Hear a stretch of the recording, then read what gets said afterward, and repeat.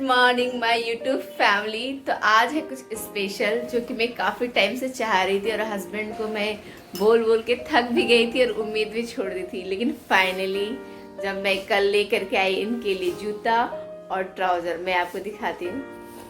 इस थैले में ये देखिए वो जूता जो मैं कल लेकर के आई थी ना, जूता है और वो ट्राउज़र है। ये लेकर के मेरे हस्बैंड जा रहे हैं ऑफिस। आज मैं पूछूंगी, आज इनका जिम का पहला दिन है। कभी लाइफ में जिम नहीं किए ना आज तक? नहीं, कभी जिम नहीं है। आज ऐसा ना हो कि आप रात को बोले कि भाई पूरा बदन दुख रहा है दबा दो। हाँ, भरोसा नहीं है, वो तो पता चलेगा 2-3 दिन तक। ये लीजिए खराब हो जाएगी अपना सामान, चलो। लेकिन छोड़ना नहीं है मसल्स पेन के डर से। नहीं, ठीक है ना? हाँ, बाय बाय। अचानक रात को 8 बजे इसके स्कूल से भी मैसेज आता है, ठीक उसी टाइम पे इसके स्कूल से भी मैसेज आता है। और ये एक दिन पहले अगर रात को मैसेज आता है तो फिर प्रॉब्लम हो जाता है। अब रात को मैसेज आया है कि आज सुबह 8 बजे प्रिंसिपल के साथ सिर्फ इसके क्लास का स्टैंडर्ड 3 का ही मीटिंग और किसी क्लास का मीटिंग नहीं है। इसलिए किसी पेरेंट्स को समझ में नहीं आ रहा है, इवन के टीचर को भी नहीं पता है कि अचानक से ऐसे प्रिंसिपल के साथ पेरेंट्स मीटिंग क्यों रखा गया। और इसके स्कूल से मैसेज आता है कि आज इसको स्कूल में 3 अनार छिल के देना है, क्योंकि वो फ्रूट का कुछ फ्रूट सैलेड बनाने का कुछ चलेगा। और अभी 8-10 बज गए, जबकि 8 से ही पेरेंट्स मीटिंग स्टार्ट था, 8 से 8:30 तक। मैं आपको इसलिए बता रही हूँ क्योंकि 8 बजे तो मेरा पीने का पानी आता है, तो पीने का पानी भर रही हूँ। अब थोड़ा लेट से जाना हो जाएगा, ऐसा ना हो कि मेरे पहुँचते पहुँचते ही पेरेंट्स मीटिंग खत्म हो जाए, क्योंकि पानी भरना सबसे ज़्यादा ज़रूरी है। तो यही होता है कि जब अचानक से मैसेज आता है ना, तो हमको समझ में नहीं आता कि हम करें तो करें क्या। पहले तो अब मैं जा रही हूँ, बच्चों को ही घर पे छोड़ करके भाभी को बगल में बोल दूंगी बच्चों को देखने के लिए। फिर वहां से आने के बाद इसको स्कूल के लिए रेडी करना पड़ेगा, लेकिन उसके पहले मुझे ना अनार ढूंढना पड़ेगा, क्योंकि घर पे अनार बिल्कुल नहीं है। ठीक है आदि, अपना ख्याल रखना, ठीक है? हम आ रहे हैं ना। क्या हुआ, तुमको भी जाना है? बच्चा अलाउ नहीं है मीटिंग में। आदि के स्कूल का प्रिंसिपल के साथ मीटिंग है बेटा, बच्चा अलाउ नहीं है।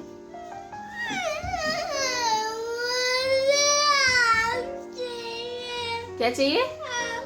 हम चाहिए? लाडो ऐसे रोएगी तो फिर कैसे चलेगा? देखो फिर अब हम मीटिंग में ही नहीं जाएंगे। पेरेंट्स मीटिंग खत्म, मेरे पीछे बाकी पेरेंट्स है। टेरेस में पेरेंट्स मीटिंग हुआ था और इमरजेंसी पेरेंट्स मीटिंग हुआ था। तो वो क्या था वो मैं आपको घर में जा कर के बताती हूँ। बहुत ही इंटरेस्टिंग पेरेंट्स मीटिंग हुआ था, मैं तो खुश हो गई। ठीक है, अभी तो मुझे अनार खरीदना है लाडो के लिए, क्योंकि इसको टिफ़िन में देने 3 बड़े बड़े अनार, वो भी छिल के। और अभी 8:45 बज रहा है और उसका 10 बजे स्कूल है, तो उसको तो मैं खाना भी नहीं खिलाई हूँ। घर से बहुत दूर चल चल करके यहाँ तक आई हूँ अनार ढूंढने के लिए। सब कुछ मिल रहा है, फूल मिल रहा है, नारियल पानी मिल रहा है, सब्जियाँ मिल रही है, राशन का सामान मिल रही है, दवाइयाँ मिल रही है, सारी दुकान खुल गई है। क्योंकि अभी बजने वाले हैं 9, लेकिन बस फल की कोई दुकान मुझे दिख नहीं रही है, पता नहीं क्यों, लेट से शायद खुलता है। तो अनार नहीं मिला। अब मैं सोच रही हूँ कि मैं टीचर से ही बात कर लेती हूँ डायरेक्ट कि भाई इसके पास अनार नहीं है। सारे बच्चे को ना अलग अलग फल लाने के लिए बोला गया है। मैं बोल दूँगी ना, देखिए किसी के पास अनार होगा तो आप उनको अनार बोल दीजिए। मेरे घर में तो एप्पल और ऑरेंज अभी फ़िलहाल है, तो वो मैं टिफ़िन में भेज देती हूँ, क्योंकि फ्रूट सैलेड बनाना है। तो अभी मैं क्या करती हूँ, नारियल पानी पी लेती हूँ। पीछे नारियल पानी वाला दिख रहा है, भैया एक पानी वाला नारियल दीजिएगा।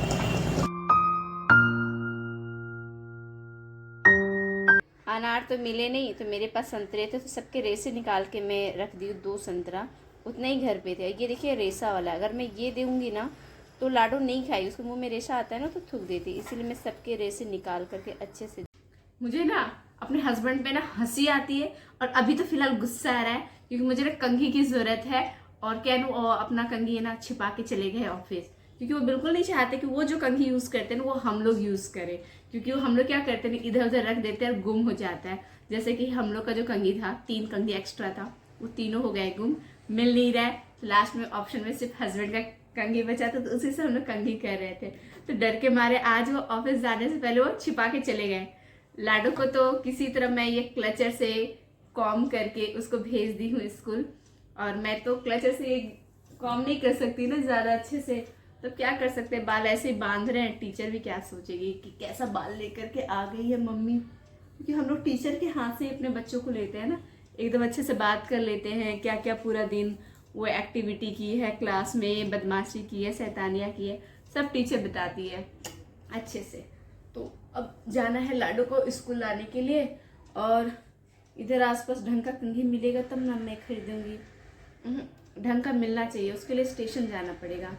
इधर वैसा नहीं मिलता जैसा हम लोग को पसंद आता है, नुकीला वाला ना बिल्कुल नहीं पसंद आता है। ऐसे बाल बना के जाएंगे, एक तो गीला बाल, क्योंकि योगा करने के बाद मैं अभी हेयर वॉश करके नहाई हूँ, तभी से योगा कर रही थी। और अब 12 बजने वाले हैं, ये देखिए 12 बजे। बहुत ढूंढी कंघी हस्बैंड का कि कहाँ छिपा के रखे हैं, उसी में हो गया है लेट। और 12 बजे लाडो की हो जाती है छुट्टी, पर कंघी तो मिला नहीं, और पूरा दिन के बिना कंघी किए रहेंगे।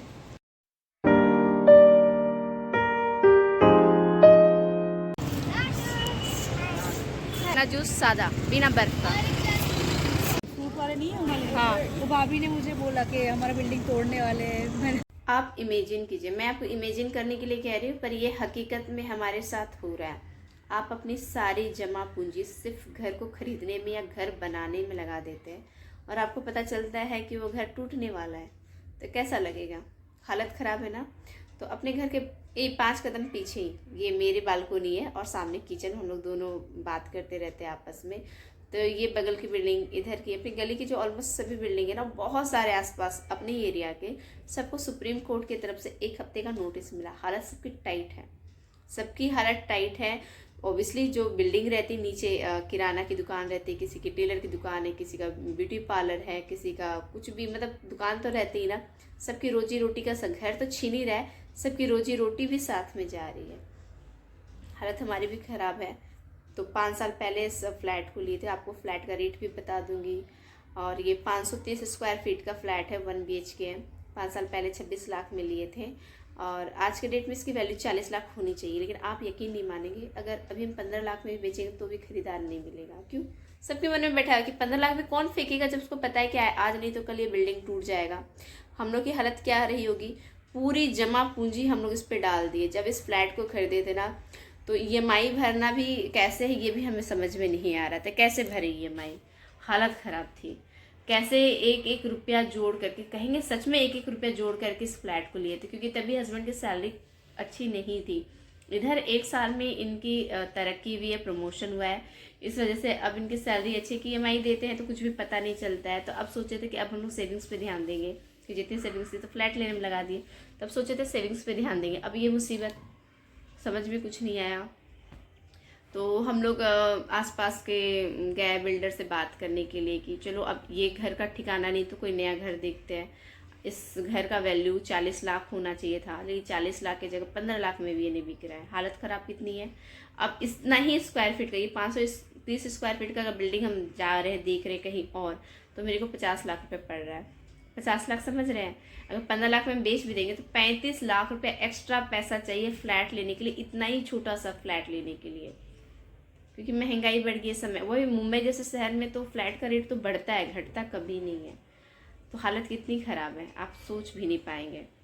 अगर आप सोच पाएंगे जब आप अपने आप को मेरी जगह रखेंगे, तो हालत पूरी ख़राब है। लेकिन फिर भी हम लोग मुस्कुराते रहते हैं। अभी मैं आपको परेशानी बता रही हूँ, तो नेक्स्ट ब्लॉग में आप हमें मुस्कुराते पाएंगे, हस्बैंड को मुस्कुराते पाएंगे, लगेगा कुछ हुआ ही नहीं, क्योंकि हम लोग का नेचर ही ऐसा है। क्योंकि हस्बैंड भी यही कहते हैं, हमने भी छोड़ दिया कि जो होगा देखा जाएगा। अगर भगवान की मर्जी रही कि हमें बेघर करने का, तो बेघर हो जाएंगे, और कहीं पे रेंट पे रहेंगे, किराए पे रहेंगे। किराए वाली ज़िंदगी कैसी होती है आपको पता है। खुद का घर छूट जाए, उसके बाद किराए के घर में रहना पड़े।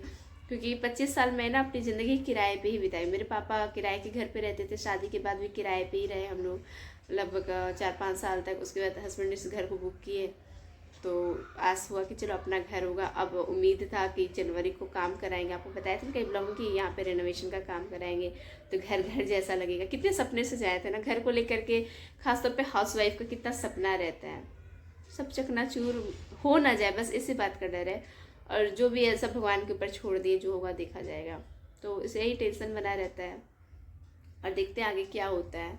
कुछ कह नहीं सकते हैं, कुछ भी हो सकता है, क्योंकि सुप्रीम कोर्ट का है।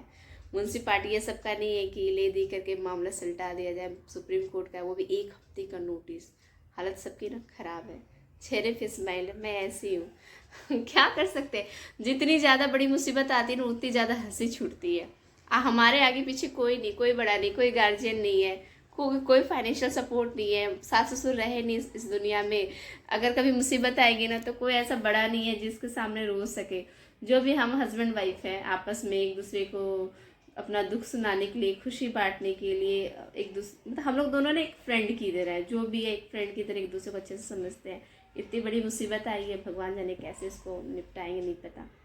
तो मिलते हैं नेक्स्ट ब्लॉग में। आज ब्लॉग नहीं बना पाया क्योंकि टेंशन बहुत हो रखी है। हालांकि ये न्यूज़ हमें कुछ दिन पहले पता चल गई थी, लेकिन आज जैसे ब्लॉग में अचानक से भाभी आके बोल दी तो मैं आपको बता दी। और सॉरी आदि के पेरेंट्स मीटिंग में क्या वो नहीं बता पाई, शॉर्टकट में मैं बता देती हूँ कि आदि का जो सिलेबस है वो आधा कर दिया गया है, क्योंकि उसके है ना आधे टीचर क्लास के निकाल दिए गए हैं, प्रिंसिपल निकाल दिए। तो वही हम लोग को समझा रहे थे कि बच्चों पे प्रेशर मत दीजिएगा, पढ़ाई का बिल्कुल मत दीजिएगा, सिलेबस आधा कर दे रहे हैं और टीचर चेंज कर रहे हैं क्योंकि ये लोग बहुत छुट्टी ले रहे हैं इस वजह से। तो खैर ये सब बातें तो होती रहती है। मिलते हैं नेक्स्ट ब्लॉग में। आप सब अपना ख्याल रखिए, tata bye bye, take care and हमेशा खुश रहिएगा, चाहे कुछ भी हो जैसे हम लोग रहते हैं।